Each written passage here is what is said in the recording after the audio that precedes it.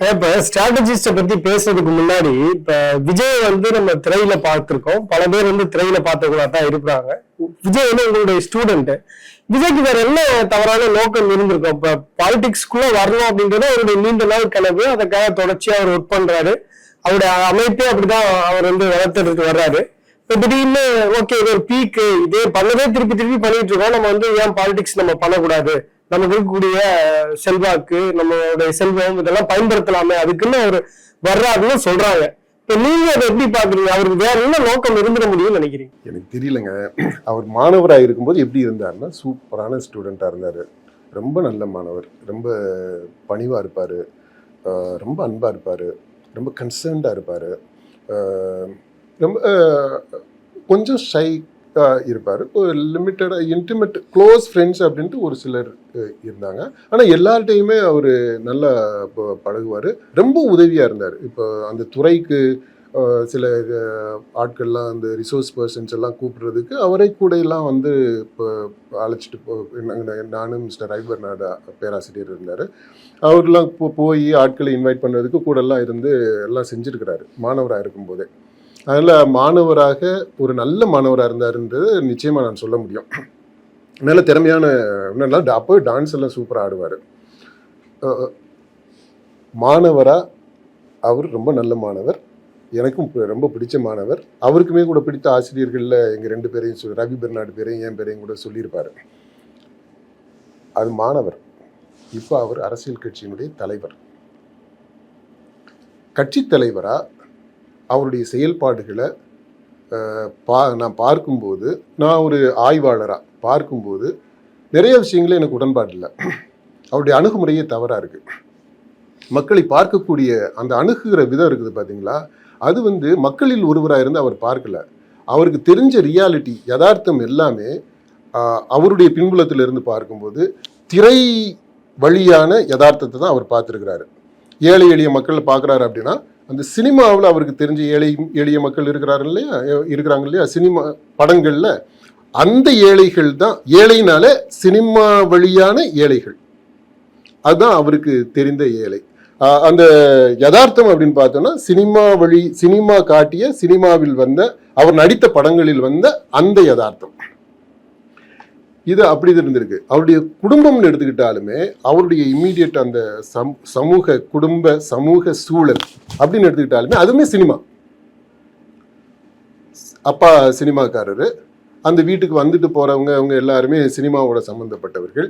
இவருமே கொஞ்சம் பெரியவராகி இதாக இருக்கும்போது இவருடைய நட்பு அப்படின்னு பார்க்கும்போது அதுவுமே சினிமா அல்லது ஊடகம் சம்மந்தப்பட்டவங்களா தான் இருக்கிறாங்க. இன்றைக்கு வரைக்குமே அப்படி தான் இருக்கிறாங்க. இப்போ இதில் இந்த சினிமான்ற அந்த திரையை தாண்டி அவர் இன்னும் யதார்த்தத்தை அணுகவே இல்லை. அவர் பார்க்கல. மனசு இருக்கு, அதை நான் கேள்விக்கு உள்ளாக்கவே இல்லை. அவருக்கு நல்ல மனசு இருக்கு. ஏன்னா நல்ல பையனா நான் பார்த்துருக்கிறேன்.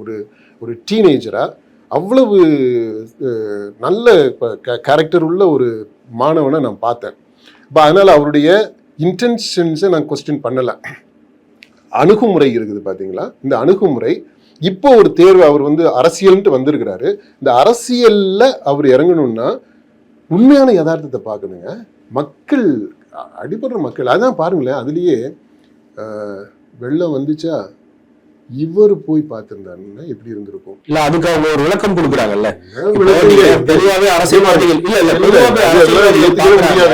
ஒரு இடத்துக்கு போறாங்கன்னா ஒரு பகுதி முழுக்க அஃபெக்ட் ஆயிருந்தா கூட 2 பாயிண்ட் சொல்லுவாங்க. நம்ம ரிப்போர்ட்டரா இருந்து பலமுறை களத்துல பார்த்திருக்கோம். வருவாங்க, ஒரு 10 பேருக்கு உதவிகள் கொடுப்பாங்க, போட்டோ எடுப்பாங்க, கிளம்பிடுவாங்க.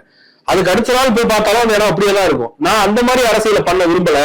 மக்கள் பாதிக்கப்பட்டிருக்காங்க, குறைந்தபட்சமா அவங்களுக்கு ஆறுதல் சொல்லணும்னு சொல்லும் போது நான் போறதுனால ஒரு தொந்தரவு ஆயிடக்கூடாது, இங்க வர வச்சு பண்றேன்னு விளக்கம் கொடுக்குறாரு. இதெல்லாம் நீங்க அது எப்படி நீங்க நியாயப்படுத்துறீங்கன்னு எனக்கு புரியலைங்க. அவர் சொல்றது எப்படி நீங்க ஏத்துக்க முடியும்? ஏங்க அதுதான் சினிமா வழியான ஊடகம், அந்த திரை பார்வையில பார்க்கக்கூடியது. யதார்த்தத்துக்கு நீ போனா தான் எங்க இருக்கிறான்றா முதல்ல தெரியுங்க. நீ அவனை கூப்பிட்டு எல்லாருமே வந்தவங்க மன்னிச்சுக்கணும், அந்த மக்கள் மன்னிச்சுக்குவாங்கன்னு நினைக்கிறேன். வந்தவங்க எல்லாமே மேக்கப் போட்டுட்டு பாதிக்கப்பட்டது மாதிரி யாருங்க வந்திருந்தா? அந்த வீட்டுக்கு வந்தவங்கல்ல உண்மையிலேயே வெள்ளத்தால பாதிக்கப்பட்டதா வந்தது யார்? ஒருத்தர் சொல்லுங்க பார்ப்போம். எல்லாமே ஒரு நடிகரை பார்க்கறதுக்கு, அது இவர் சொன்னது மாதிரி உச்சத்துல இருக்கக்கூடிய ஒரு நடிகரை பார்க்கறதுக்கான வந்தவங்க. அதுக்கு அதை அப்படியே உள்டாவை பண்ணுங்க. இவர் மக்கள் இருக்கிற இடத்துக்கு அவர் போயிருந்தாருன்னா எப்படி இருந்திருக்கும்? இவருடைய பார்வை கண்ணு திறந்திருக்குமா? இப்படிப்பட்ட சூழல்லையா மக்கள் இருக்கிறாங்கன்னு தெரிஞ்சிருக்குமா? அதனுடைய அது இவர் மேல ஏற்படுத்தக்கூடிய தாக்கம் எப்படி இருந்திருக்கும்? நீங்க சொன்ன இதுக்கே வரலான்னு விஜய் களத்துக்கே போகல 18% நீங்க சொல்றீங்க. விஜய் களத்துல போய் இறங்கி நின்று இன்னைக்கு இருக்கக்கூடிய எடப்பாடி பழனிசாமி, சீமான், ஸ்டாலின் மாதிரி சமகால தலைவர்கள் மாதிரி அவர் களத்துல போய் நின்னாருன்னா அன்னைக்கு அவரோட செல்வாக்கு எப்படி இருக்கும்? நிக்கணுங்க. முதல்ல அதை நான் சொல்ல வர்றது என்னன்னா, அவருக்கு தெரிஞ்ச யதார்த்தம் எல்லாமே திரை வழியாக பார்க்கின்ற யதார்த்தமா இருக்கு. அவரு இந்த யதார்த்தத்திலிருந்து உண்மையான மக்களுடைய யதார்த்தத்திற்கு வரணும். அப்படி வர்றது மாதிரியான செயல்பாடு இப்போதைக்கு வரைக்கும் இல்லை. அது அந்த கிளாமர் இருக்கு பாத்தீங்களா, அந்த கிளாமர், அந்த ஒளி வட்டம், அதை விட்டுட்டு வந்துடக்கூடாது அப்படின்னு சொல்லிட்டு தவறாக அவருக்கு கூட இருக்கிறவங்க.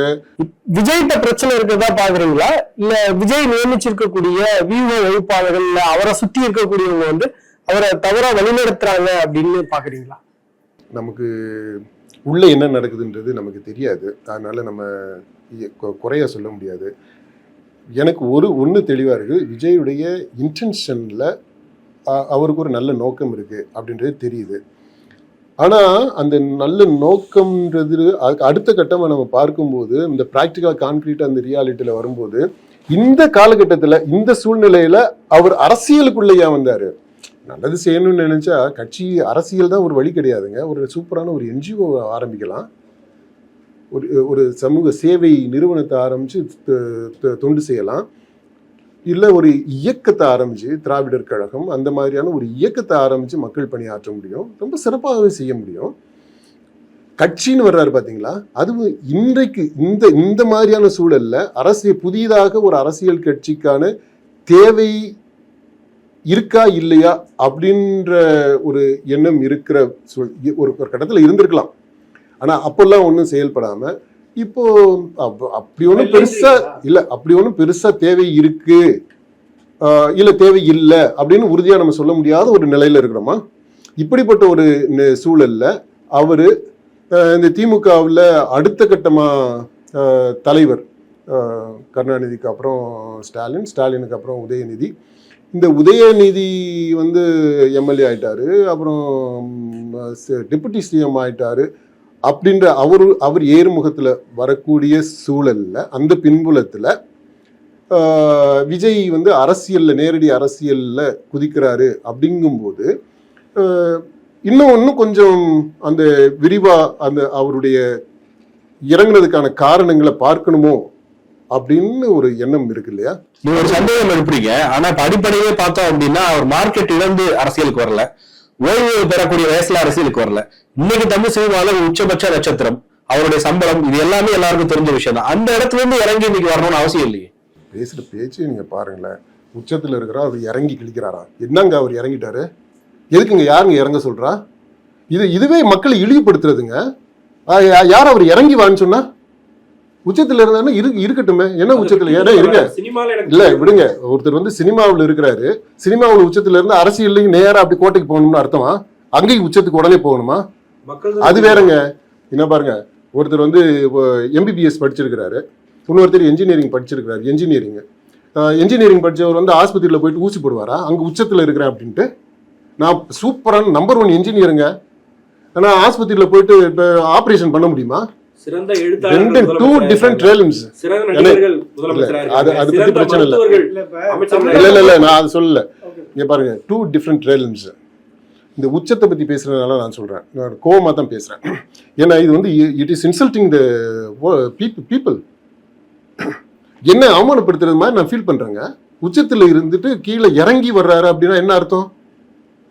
அதுவே அந்த சொல்லாடலே தப்பான சொல்லாடல், மக்களை அவமதிக்கக்கூடிய ஒரு சொல்லாடல். மக்களுக்காக வர்றாரு, அப்புறம் எப்படி மக்கள் அவமதிக்கிறாங்க? பெரிய கடவுள் அவதாரம் எடுத்துக்கிட்டு வர்றாரு இவரு. மக்கள் கொடுத்த கடவுள் அவதாரம் மக்களுக்காக விட்டுட்டு வர்றாரு. அதைத்தான் சொல்றேங்க. ஒரு உச்சம் ஒரு பக்கம், அவர் வந்து என்ஜினியர் படிச்சிருக்கிறாரு, டாப் மோஸ்ட் என்ஜினியர். இங்க வந்து உயிருக்கு போராடிக்கிட்டு இருக்காங்கன்னு வச்சுக்கிறோம். ஒருத்தர் சர்ஜரி பண்ணணும், இவர் போய் பண்ணுவாரா? நான் உச்சத்துல இருக்கேன், இறங்கி வர்றேன், நான் நடந்து ஆபரேஷன் தியேட்டருக்கு வர்றேன், நான் ஆபரேஷன் பண்ண முடியுமா? என்னங்க பேசுறீங்க? பொருத்தமா இருக்குமா அப்படி? இல்ல அதான் நான் சொல்றது கரெக்ட். அதாவது 2 டிஃப்ரெண்ட் realms. அப்ப என்ன பண்ணணும் அப்படின்னா, நீங்க உச்சத்துல இருங்க, அதுல உங்களுக்கு ஒரு பரவலா ஒரு அறிமுகம் கிடைச்சிருக்கு, உங்களுக்கு நல்ல பேர் இருக்கு, நடிகரா நீங்க பேர் சம்பாதிச்சிருக்கீங்க.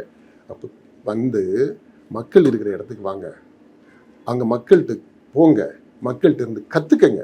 இது ஒரு புதிய பாடம். அரசியல் என்பது இன்னொரு பாடம், மக்கள் கற்றுக் கொடுக்கக்கூடிய ஒரு பாடம். மக்கள்கிட்ட இருந்து கற்றுக்கொள்ள விரும்பாத, கற்றுக்கொள்ள தயாராக இருக்காத ஒருவன் மக்களை வழி நடத்தக்கூடிய தலைவனாக முடியாதுங்க. அப்படி அப்பட்ட ஆளு தலைவராக வரவும் கூடாதுங்க. மக்கள் இருக்கக்கூடிய இடத்துக்கு வரணும், மக்களோட நிக்கணும், மக்கள் காலடியில இருந்து அவங்க சொல்றத அவங்கள்ட்ட இருந்து கத்துக்கணும். அப்பதான் மக்களை வழி நடத்தக்கூடிய அந்த கிரெடிபிலிட்டியே உங்களுக்கு வரும்.